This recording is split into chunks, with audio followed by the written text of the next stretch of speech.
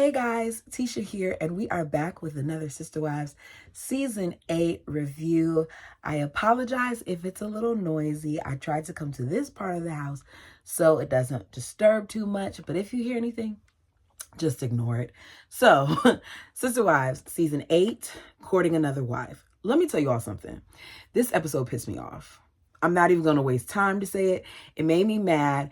It shows just how volatile things had gotten between Christine and Kody at different points, and how much the other wives really didn't have a backbone or care about Christine, in my opinion. So we pick back up where we left off with the family still on their way to Montana to meet this other polygamous family. Tensions are still a little high because Christine and Kody aren't on the same page, and the family is getting sick of each other because they've been traveling at this point in close quarters for 4 days, and we know that they don't normally spend this much time with each other. Kody says that because of the tension between him and Christine, that everyone else is walking on eggshells, and there's no reason for it because in his opinion, they had a smooth trip so far. Now, at one point he says we had a smooth trip so far. Then later on in the episode, he says that Christine ruined it. So I don't know which one he really believes, okay? I want to know how smooth it really is when for a good portion of yesterday's episode or the day before's episode and today's episode, we're seeing that him and Christine had this really bitter exchange between the two of them, and he really wasn't considering her feelings in regards to Ken. But Kody calls a meeting with the wives. He says there's something else going on, that there's so much tension. I love how Kody acts like he doesn't understand what the problem is. There's something else going on. You know what's going on. And he wants to know what's going on. So Christine said that she feels like ever since the discussion about Ken, that everyone is mad at her. She says, I'm not quite sure what I've done. Now, Christine, you know what you did. You spoke up about how you felt. You were very boisterous. You were somewhat confrontational. And for some reason, the people in your family cannot handle that. Let me not say for some reason, because there are people who legitimately can't handle too much confrontation. We'll say that the people in your family don't like confrontation or don't deem that as appropriate behavior. They feel like you're overly aggressive, and as a result, they're bothered by it. Now they're gonna mince words and act like they're not, but that's really what it is. Robyn says she's not mad, but she's just tired of the tension. And when Kody and a wife are having problems, that it kind of ripples. We've been told so many times that these marriages are supposed to be separate. Why is it that every time there's a problem with one wife, it has a ripple effect? Can the wives not walk away? Do they have to be privy to the issue? Because it seems like they sit around to be spectators, but they don't add any input or de-escalate the situation. So why does it have to be a thing where everybody's aware? Because there was really no point in them being involved in it, because they just sat there while Kody and Christine were going back and forth. All Robyn did was grab her kid from Kody. That's it. They just watched it unfold. So Meri said when Christine said that she felt bad about everybody being mad at her, all she was thinking to herself was, then don't do things to make everybody mad at you. When it comes to Christine, I noticed that a lot of times Meri has no saving grace for her. It's like, I think it was season 2 or 3 when Christine went, might have been 3, when Christine went to Meri to ask for some advice in regards to how to deal with Kody. She made it seem like Christine was the only one wrong, and that she needed to work on herself and her jealousy and things of that nature. She didn't really offer Christine sound advice. And I feel like, whether Meri is willing to admit it or not, and you Meri fans may be upset with me, but I feel like Meri thrives on this. Like, Meri likes the fact that Christine here is having issues with Kody because it's not her. You're sitting there saying, like, if you don't want people to be mad at you, then just don't do things to make everybody mad. That applies to Meri as well. But, you know, Meri doesn't see the things that she does. And given this, I'm supposed to believe that these women care about each other. So she adds that Christine has been kind of rough We see Christine apologize for her part in the tension and being frustrated. Robin says, and I'm going to quote what she said, "A lot of times it's unsafe to side with Kody if he's having a disagreement with a wife. I think Kody can be more forgiving if you're going to sit there and side with the sister wife. Whereas a sister wife, that can really cause a lot of issues in your relationship." She then says, "Well, of course you're going to side with him. You're just trying to suck up, if you do, according to the sister wives, and you're just trying to be a favorite wife today." I was like, Robin really knows how to make things so much more complicated than they really are. So basically, because I had to watch it a few times to get what she meant. So she's saying, Kody will forgive you if you're siding with your sister wife, but your sister wife won't forgive you if you side with Kody. And that's why they remain quiet. I don't think Robin was telling the truth there, because if Kody is so forgiving and you see him do something wrong, why wouldn't you say to him, "Hey, hun, you didn't handle that right in that situation," instead of saying like, "Oh no, I'm just going to be quiet, because if I tell my sister wife that Kody's right, then my sister wife's going to be mad at me forever, but Kody will forgive me." No, he won't.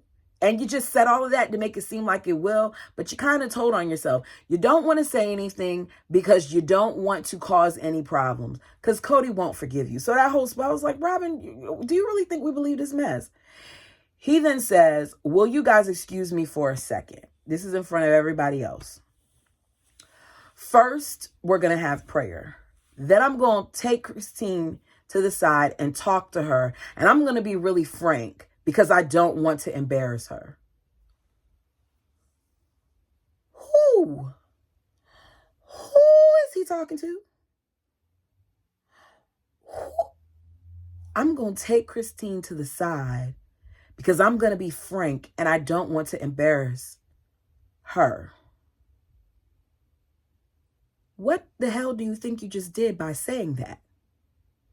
Christine covers her face like a child who's been chastised by her parent and says, "Oh my gosh." And I would have said, you don't have to talk to me about anything if you're going to talk to me like that. I'm not your child. I'm your wife. I guess that's why I'm not married.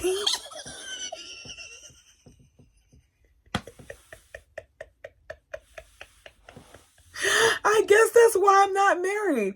Because who is he talking to like that? Jonathan says, "We all have to take our turn in the hot seat. It takes a lot to stand up in front of everybody and say you did something wrong." Why is that? Once again, none of these women are kids. Could she have handled the situation the previous day differently? Yes. But she just sat out here and she apologized for what was done. Why aren't any of them apologizing for not de-escalating the situation? Because Christine's feelings, even though her delivery was trash, were valid. We then see Kody do what I'm calling a manipulative prayer, because he's talking about in his prayer being kind and forgiving to one another, but he's not doing the very thing that he's requesting in his prayer. Kody is calling her feelings a bunch of drama,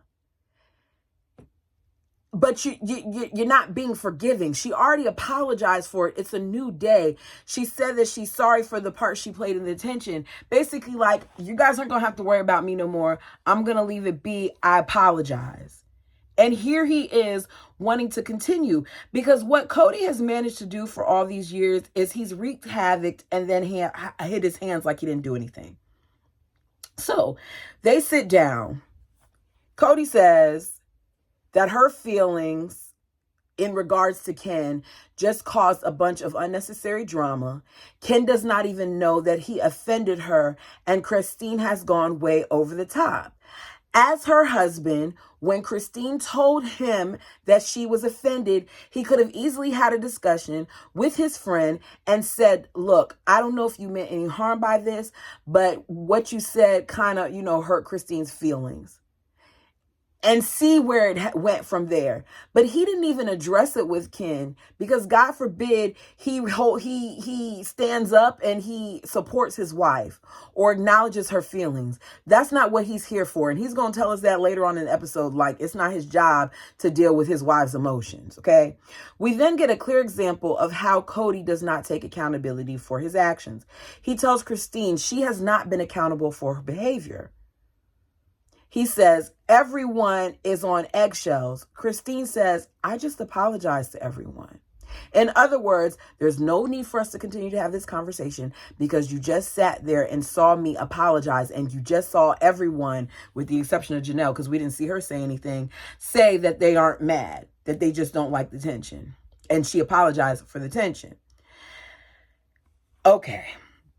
With her being confused, let's add the fact that 2 minutes ago, he did that manipulative prayer talking about forgiveness and getting along. And here he is bringing it up again, even though, as I said earlier, what we heard him pray. He tells her he doesn't know how to handle her emotions or her hormones anymore because it's gotten so erratic that now it puts him on the defense. He can't handle Christine getting upset, but he can handle Robin's fake tears every 5 minutes. Does that make sense? Okay, got it. He says, some people would refer what you're going through as PMS.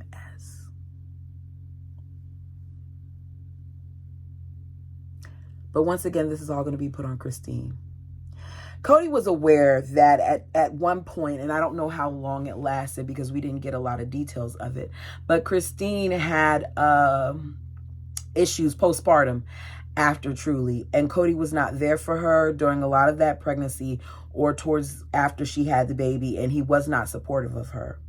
And now you're using a woman's time of the month as a reason to explain why she's holding you accountable for the things that you're doing and saying that that's the only reason why you're doing this.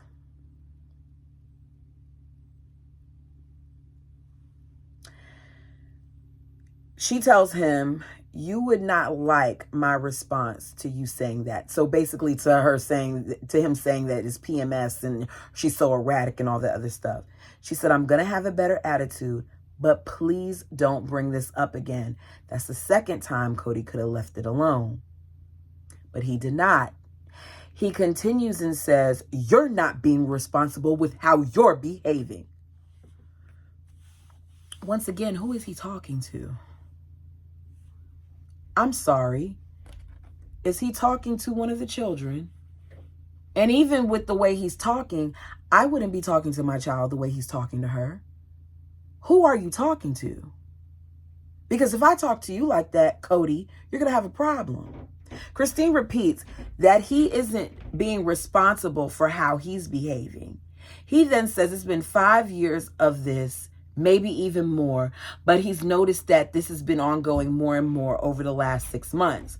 So then why is he sitting here trying to act like now in current times he didn't know that Christine was unhappy? He's a liar. He said he can't take it, and they're at a breaking point. She agrees. She says, Cody, at this point, your only reaction is anger, which is what it was. He said, from now on, when you're like that, I'm walking away. I'm not addressing you. I'm not going to have you rattle me to my core anymore. Every sense of my being is rattled, and you're just sitting here and you're acting like it's okay.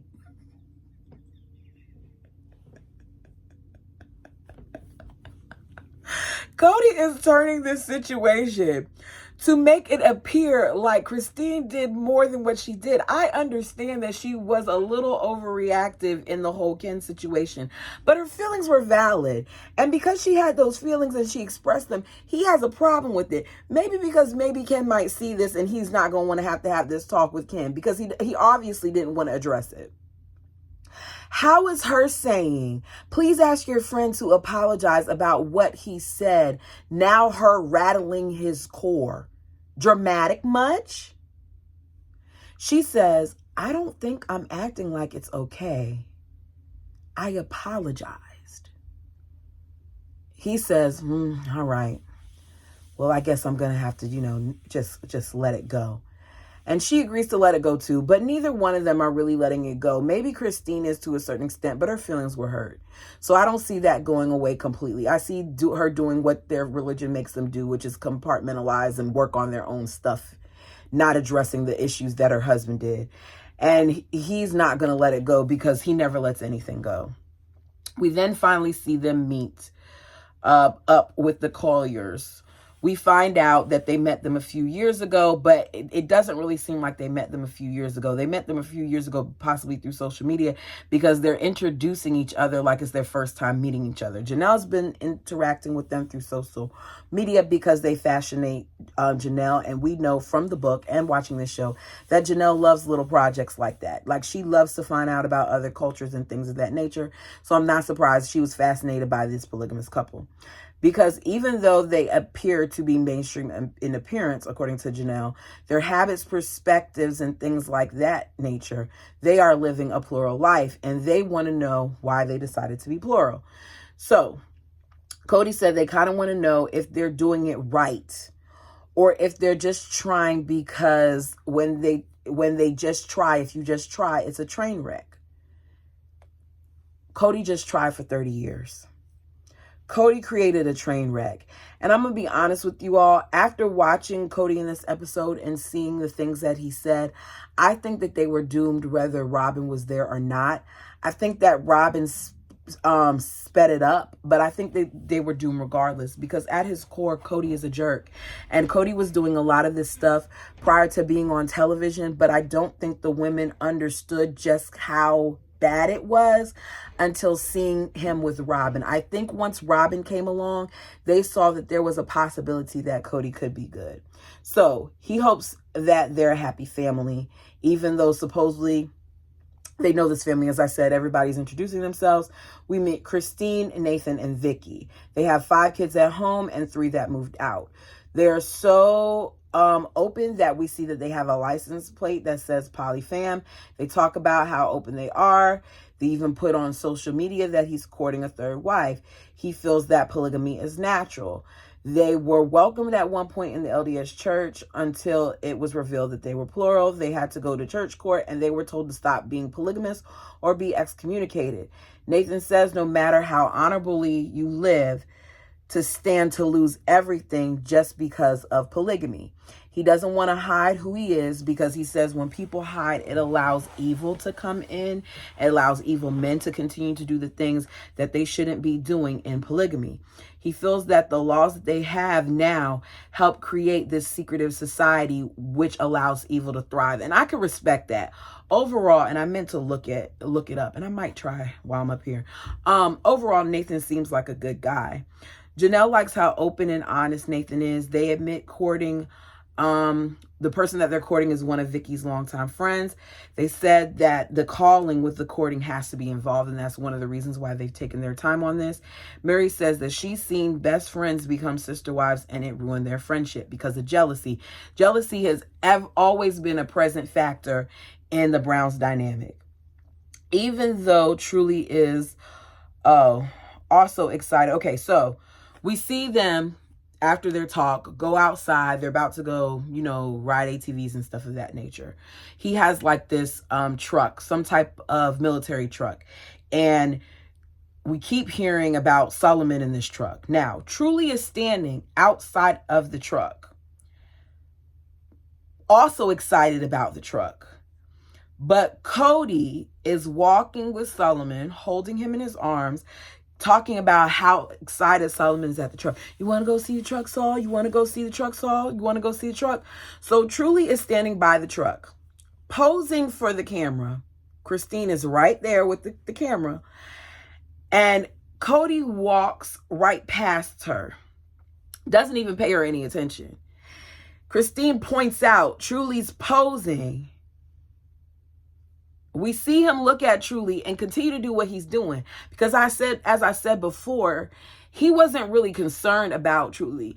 His main concern was Robin and her kids. And you can see it sometimes. And I don't even think he realized he was doing it. So he opens up the truck. There's wasp in there. He gets stung. He ain't even trying to save Truly, even though she's right there getting stung too. He's just trying to make sure that he saves Solomon. Truly says, ouch, got stung. Those mean things got us, whatever. Meanwhile, Cody is whining about it. And they both got stung. Such a baby. We then go to another one of their properties where they have the ATVs. We find out this is where they plan on building a duplex site for each wife so that they could have their own autonomy. I guess it's going to have to be 3 if they had another wife, because they want their kids to grow together and they want them to remain united. He is anxious about things.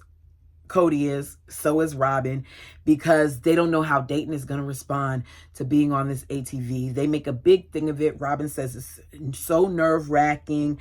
We hear the sob story again about how he had this accident on the ATV when he was out of town with his friends for the umpteenth time. We now know that the friends included Cody. Cody was there when this whole thing happened. They haven't been on a four-wheeler since the whole thing that happened with Dayton. We see her talk about his Asperger's and how he needs to sit in a quiet place so that he can focus. That is true. And he talks about how he's going through anxiety and he needs to calm down. Robin tells him she doesn't want him to be afraid and she wants him to face his fears, which is fear. That's what every parent would do. But the boy isn't feeling good about it. He's anxious. Get the cameraman out of his face. They could have had that conversation. They could have had that conversation without being mic'd up, and it didn't have to involve the camera being in his face while he's trying to process his fears. Leave him alone. What I also notice is that when she tells the story about the accident, the other wives in confessionals are looking at each other like they kind of know that it's more to it. We later then see, after all that, he puts on the helmet and he rides the ATV. Robin says she feels like she's even more anxious than him. Of course she is, because just like Cody, Robin has to make it about her. We then see him take off. It's great. She's proud of him. Next is a scene with Cody and Nathan, and they're looking at Nathan's guns, and he's really excited. Cody is to see the guns. He asks him about, this possible third wife again, because he's making sure everyone meshes, Nathan says. So he's taking his time. He's making sure everyone meshes. In other words, just because I like this woman doesn't mean that I'm going to sit there and I'm going to introduce her to the family.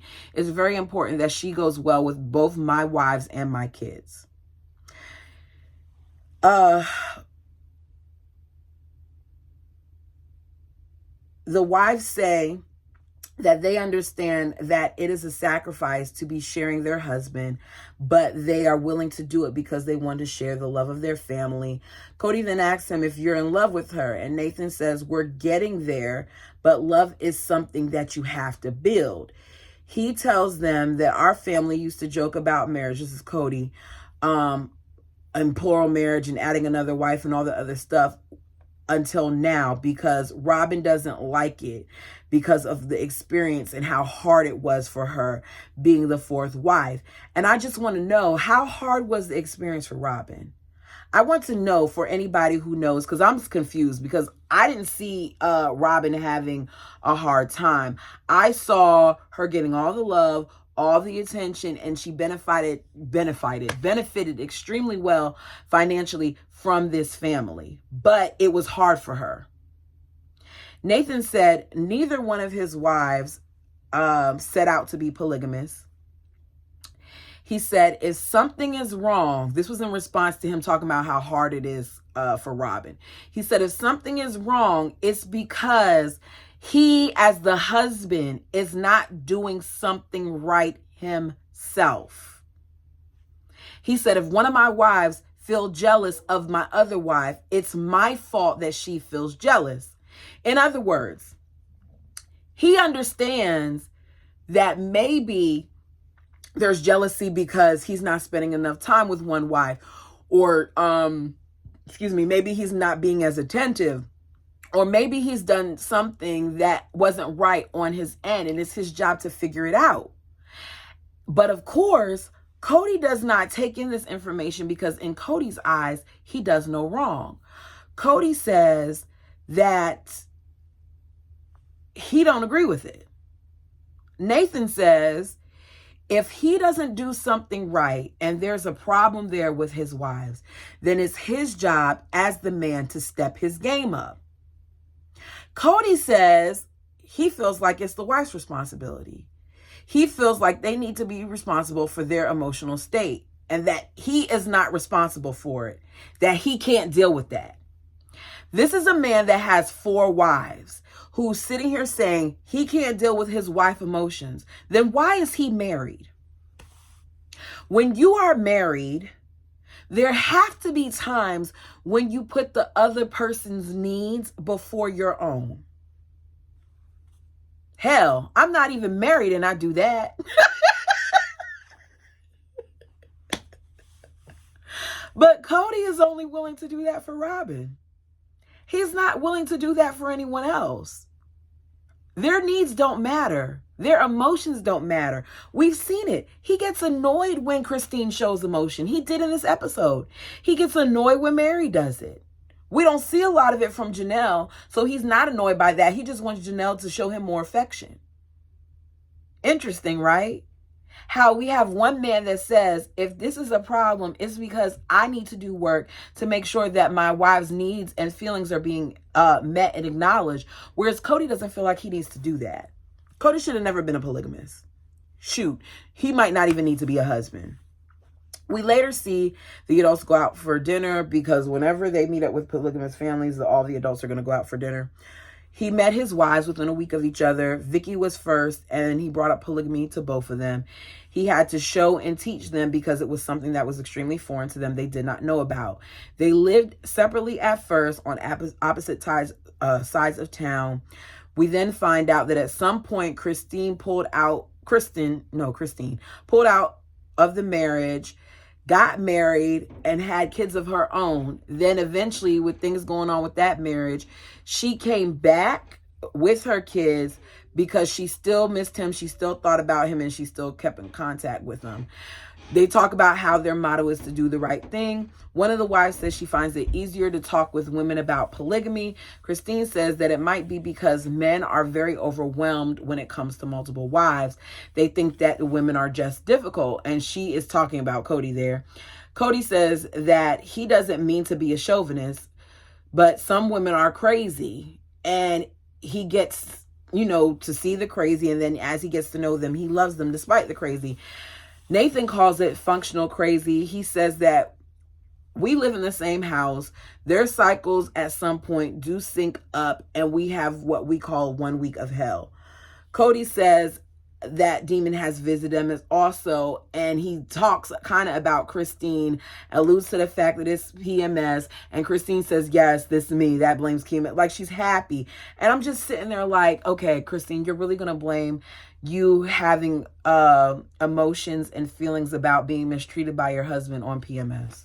It's unfortunate that Christine dumbed herself down this much and appeased him this much by not being honest with herself. So Janelle says it frustrates her beyond belief when women are reduced to their biology. What does their cycle have to do with that? And I agree with that part of Janelle. But Janelle said it in confessional. She didn't say it at the table.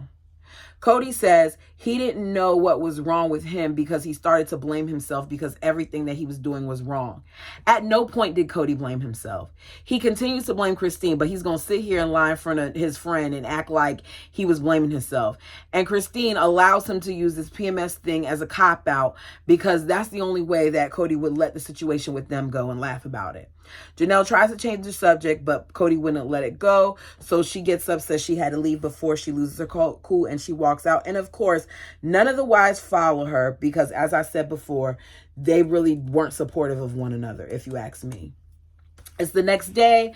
They all go out for lunch, the kids included. The Colliers didn't have a polygamous community there. They're the first polygamous family that they're encountering and that the kids are meeting. We see them ask some questions to the kids ask the kids, and they all basically say that none of them have a desire to be polygamous.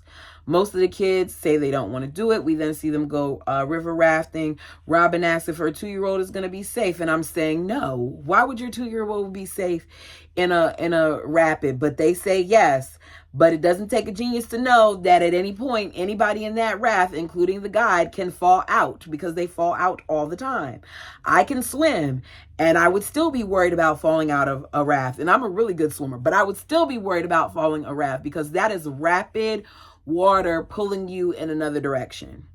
We see them going down, and Aspen falls out, lands onto the rocks. Thank God she was able to get pulled back in. She said while she was pulled back in, she mooned everybody, but they had a good time. Overall, the visit was good. And that is the end of this episode. You guys, I don't like Kody. I continually am reminded as to why I don't like Kody.